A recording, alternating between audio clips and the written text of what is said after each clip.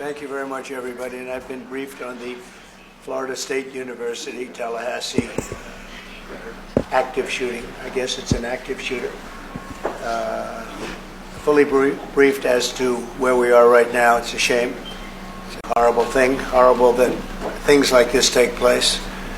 And we'll have more to say about it later. In the meantime, it's an honor to have the Prime Minister of Italy with us, Prime Minister Meloni, who's doing a fantastic job. I would say that she has taken Europe by storm and highly respected. Everybody loves her and respects her, and I can't say that about many people. And she's become a friend, and we really have a great relationship between Italy and ourselves. And we talked about trade, we talked about many, many things during our luncheon, and she'll be saying a few words, but she's a very special person, and it's nice to have you with us. Thank you very much. Thank you very much, Mr. President. Thank you for your warm welcome. Thank you for this occasion, which is aimed to strengthen our relation, our friendship that comes from very far. You know, today is April 17, and April 17 marks the anniversary of the agreement that allowed Cristoforo Colombo to make his trip. And I say to remember how ancient are our ties, but also to remind that we both share another fight, which is the fight against the woke and ideology that would like to erase our history. And as I know that we share lots of things on tackling illegal migration, on fighting against synthetic drugs. You know, Italy has been one of the nations that made a plan against fentanyl, for example. But we have been talking about many bilateral topics and things that we can do together, about defense, about economic, about economy, about space, about energy. Italy will have to increase its LNG imports, and also nuclear that we are trying to develop. I think there can be ways to work together, and the Italian enterprises will invest, as they've been doing for many years, as you know, in the next years, I think around 10 billion. That shows how interconnected our economies are. And that's very important, Mr. President. It's not only about Italy, it's about the entire Europe. The exchange between us is a very big one. Investments, trade, it's a topic that we are discussing in this week. But at the end of the day, look, somebody calls me, I was saying it before, such a Western nationalism. I don't know if it is the right word, but I know that when I speak about West, mainly I don't speak about a geographical space. I speak about a civilization. And I want to make that civilization stronger. So I think even if we have some problems, okay, between the two shores of the Atlantic, it is the time that we try to sit down and find solutions. So I want to thank President Trump for having accepted an invitation to pay an official visit to Rome in the near future, and consider a possibility in that occasion to meet also with Europe. The goal for me is to make the West great again, okay? And I think we can do it together. We can. We will keep on work on that. I'm going to close. I want to say only, I'm proud of sitting here as Prime Minister of an Italy that today has a very good situation despite the difficulties, a stable country, reliable country, 1 million more jobs in the last 2 years and a half. Great. Inflation is going down, so you forgive me if I promote a bit my country, but you're a businessman and you understand me. So migration flows going down 60%. So we are trying to do our best, but I think we can do it even better together. Also on Ukraine, I will close. Together we've been defending the freedom of Ukraine. Together we can build a just and lasting peace. We support your efforts, Donald. Good. Thank you. Thank you very much, and I think we're doing well.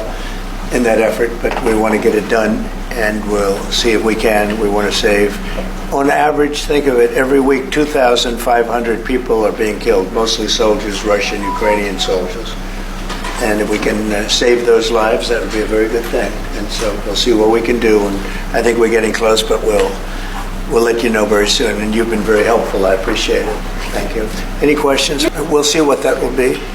We're going to be hearing from them this week, very shortly, actually, and we'll see. But we want it to stop. We want the death and the killing to stop.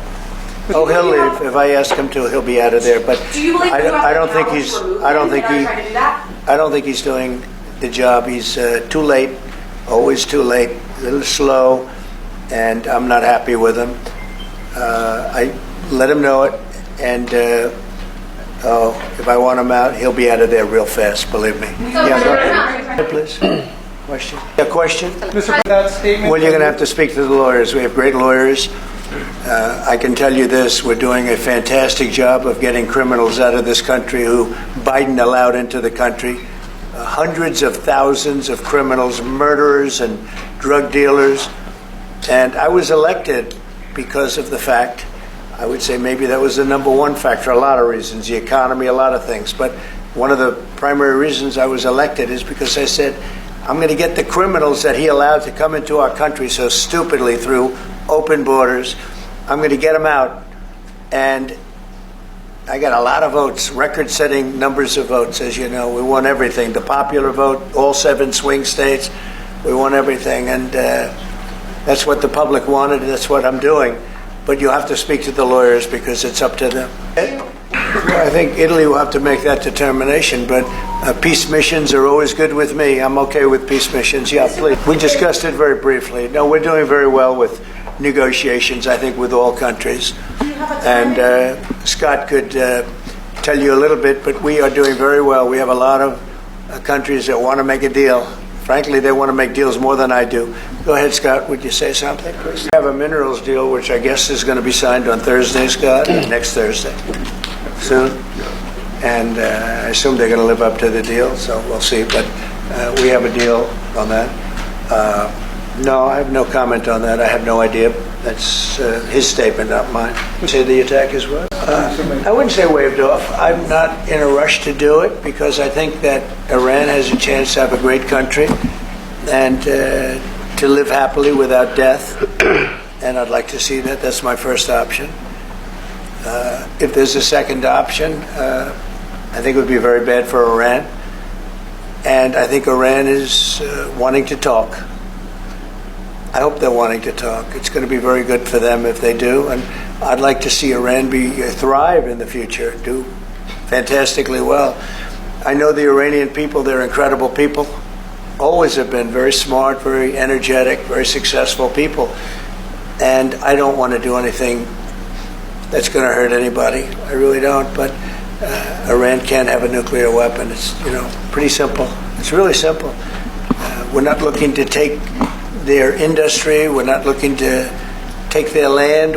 All we're saying is you can't have a nuclear weapon.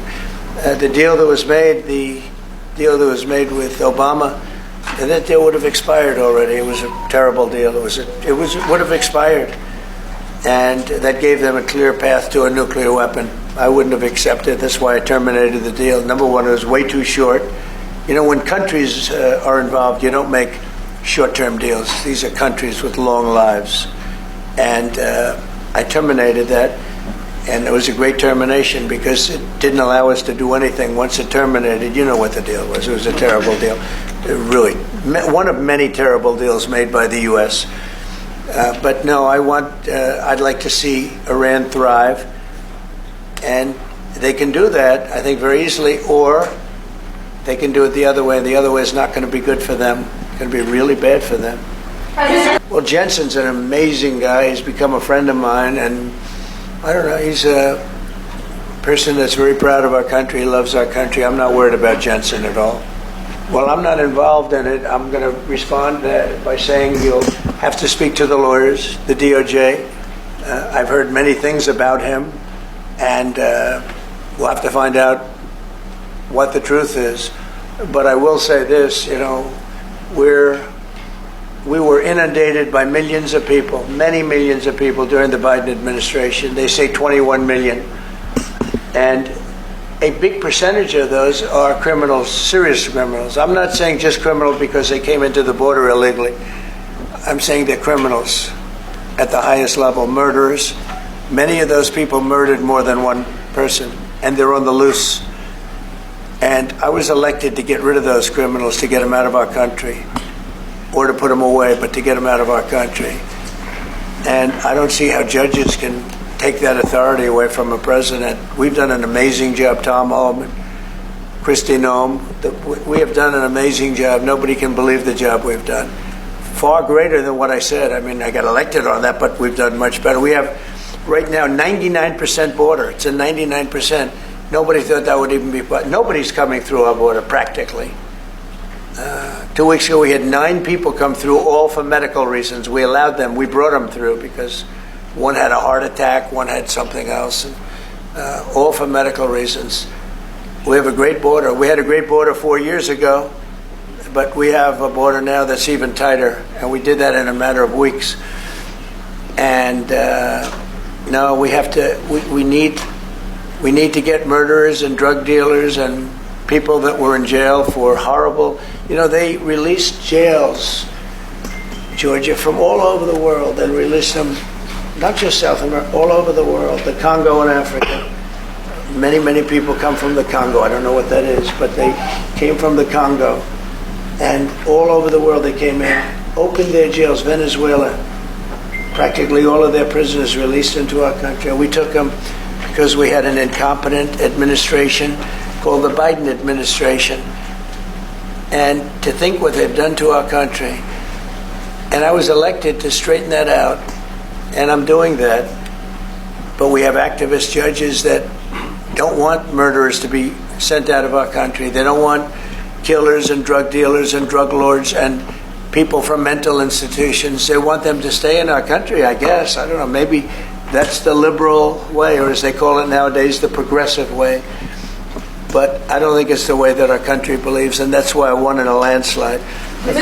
So they've already seen it get much better, because if you were truthful, which you're not, I know you very well, you have gasoline that hit $1.98 yesterday in a couple of states.